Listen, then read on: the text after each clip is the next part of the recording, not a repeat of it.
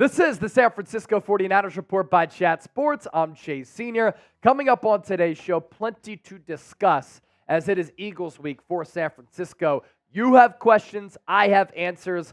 Let's break it all down here on the program. Scott Diamond leading us off. Why aren't we seeing any time for Jordan Mason? I've been wondering the same thing.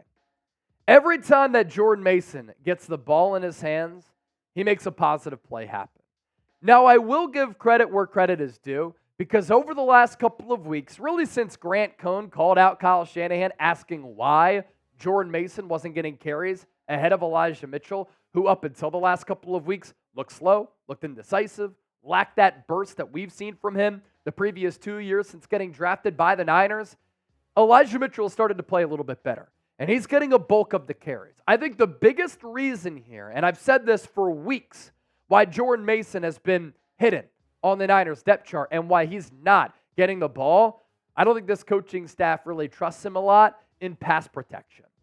And it's really hard to take Christian McCaffrey off the field for the impact that he has as a runner, as a pass catcher, the versatile weapon and component that he brings to this offense.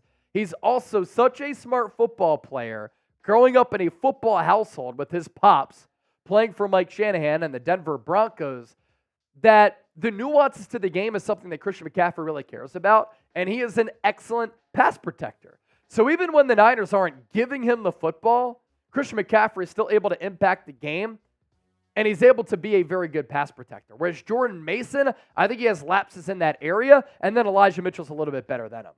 But I always am a fan of Jordan Mason's game and using a player like that from a philosophical approach, because I want to see the physical back with a little bit of the flashback, and I also think that he's just a really solid player. But when he's on the field, teams know that San Francisco's going to run it, because he's also not much of a pass-catching option out of the backfield either, so the Niners' offense becomes a little bit predictable. Christian Burton, here are you going to be live streaming, Eagles or Niners? So we're going to be doing a simulcast, and it is going to be a fantastic show. We're going to go live an hour and a half to 2 hours before the game, and we are going to preview the game. We're going to do a little NFL Red Zone. We're going to take your questions, and both streams are going to be competing with one another for views, for likes, subscribers, as well as super chats. So it's going to be a competition on the field this week on Sunday in Philadelphia. It's also going to be a competition inside the walls here at Chat Sports between these two great fan bases and two great squads.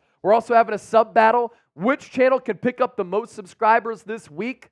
The 49ers Report, 102,000 plus. Eagles now closing in on 66,000. Don't allow your squad to lose. Hit that sub button for daily coverage on the Niners. Big Hurt chiming in with the $5 super chat here. Appreciate that, my brother. We are better this year, and the Sheagles are not as good. I am expecting to be as dominant against them as we were against the Cowgirls. I think that Philadelphia is too good to lose like the Cowboys did. I also think that the Eagles are too mentally tough to lose like the Cowboys did. Like, the Cowboys aren't a team that I really worry about. When they have to face adversity, when they have to come back, when shit hits the fan, when they get punched in the mouth, they don't respond to adversity. That's why they're the fraudulent Dallas Cowboys. We can all agree on that. The Eagles, on the other end, they respond to being down, and that's when Jalen Hurts has played his best ball. I think this is going to be a closer game. I don't think it's a dominant game, one way or the other, Big Hurt, but we appreciate your analysis. Big Bo, over or under, Trent throws 1.5 punches on Sunday. An actual punch, I hope it's under, because if he throws a punch, he might get ejected, and that alters the game plan for San Francisco, especially when you're without the best left tackle in the game. If we're talking shoves after the whistle, I think this game's going to get chippy. It's going to be physical because these two squads do not like one another at all. Today's show is sponsored by PrizePicks, by the way, the largest independently run daily fantasy sports app in North America. Get a $100 deposit match at prizepicks.com/CLNS and use the code CLNS for that deal to apply. On Thursday night, I was a winner, turkey dinner. I had Christian McCaffrey on the special, more than a half rushing and receiving yard. Deebo Samuel, more than 61.5 rushing and receiving yards. I thought that he was going to have a big showing against Seattle because he plays well often against the Seahawks. And then I had Noah Fant, more than 14.5 receiving yards. I put $5 down to win $25. So win real money with PrizePicks and get that $100 deposit match at prizepicks.com/CLNS. Lore, next up, what do you think about Haason Reddick's comments? So I'm actually going to pop that up here because I tweeted this out a little bit earlier. I always think there's a difference between somebody calling out and somebody taking shots at another team or player and just kind of stating the obvious, right? And when I heard the tone, I didn't think that he was really firing a shot at San Francisco, but he did say this, and it's juicy. There's no doubt about that. Get your popcorn ready regardless. Quote, talk is cheap. They got to come back at Lincoln Financial Field. A lot of boo-hoos last year, a lot of crying, a lot of what if, a lot of this, a lot of that. They get a chance to come in here, line that shit up, and prove it again. And that's what San Francisco has the opportunity to do. Prove that they belong on the same stage as the Philadelphia Eagles. And I think if Brock Purdy didn't get hurt, that game would have been a lot closer last year. It would not have been a blowout, and hopefully we are treated to another good football game because as football fans, as a football analyst who covers the NFL, that's what I want to see. Aaron Jimenez, our defensive line, has definitely stepped up since Chase Young has been added. They have. They have 15 sacks over the last 3 games. And that just coincides with when the Niners traded for Chase Young and when he made his debut. His impact has allowed other players to feast, other players to eat. It's opened up opportunities for his teammates along the defensive line. It's allowed San Francisco to rack up the pressures. I also like what Steve Wilks has been able to do. Couple of moments over the last couple of weeks, he's lined up Chase Young as well as Nick Bosa at defensive tackle. And when you have quick, twitchy, athletic freaks like Young and Bosa going up against larger, slower guards, edge San Francisco, it's a different look for that offense, and it's led to a lot of success. What new to 187? The penalties have died down. I think that's the biggest difference. San Francisco is not turning the football over. They are forcing a lot of turnovers. They're getting after the quarterback and sacking the quarterback. They're not giving up explosive plays downfield. You're also right, Wet Noodle. They are not getting penalized a lot. And San Francisco's going to have to play a clean game in this game against Philadelphia as well, just because these two teams are so closely paired. Mamba Legend 24, can the Niners get the tiebreaker over the Eagles if we both go 14-3?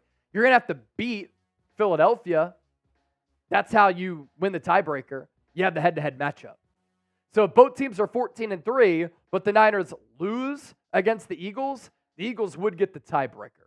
There could be some other crazy playoff odds types of chances and, all those percentages that could maybe give the Niners a minuscule chance, but that's why this head-to-head matchup is so critical. God Emperor, which edge will line up against Trent Williams?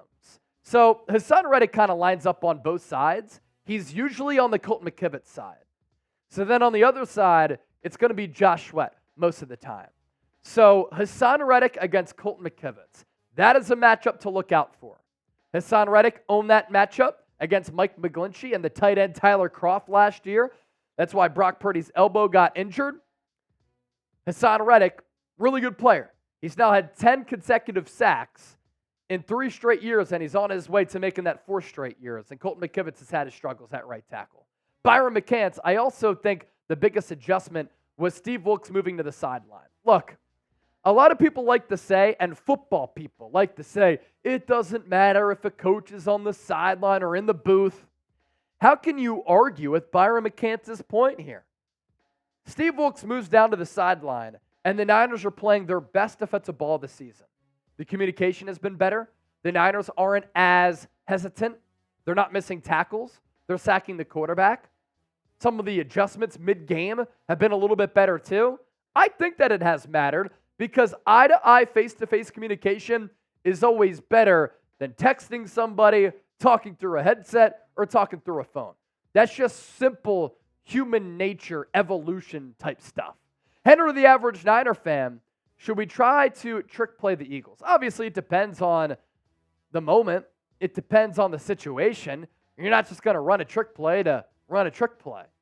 Maybe Kyle Shanahan will see this Henry the average Niner fan, and they'll run one.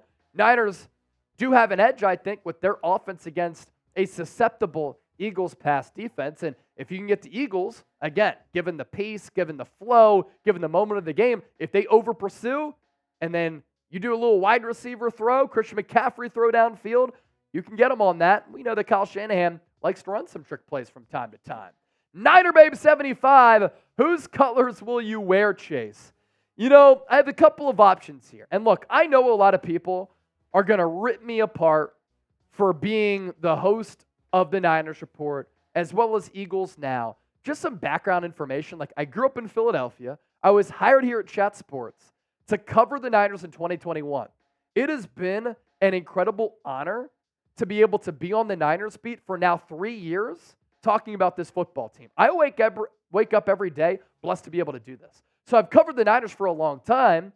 Last year, the guy that was covering the Eagles left the company. Somebody had to take over. It was me. Prior to last year, these two teams had no history. They met in 1996 in a wild card game. Sloppy, rainy at the stick. Steve Young had a touchdown. That was really one of the differences in that ball game. They're only really rivals, not even according to the definition. And they're recent rivals because of the NFC Championship game. I'm able to reach millions of people on both channels. I work my ass off to be able to be on this platform, to have channels as successful as they are. And I've dreamed of covering the NFL since I was 5 years old. So if you're going to call me a fraud, you're going to call me this, you're going to call me that, I frankly do not care. You can say whatever you want about me. All I know is that I work hard, I provide the best analysis that I can, and the people who enjoy it, y'all are real ones, and I appreciate you.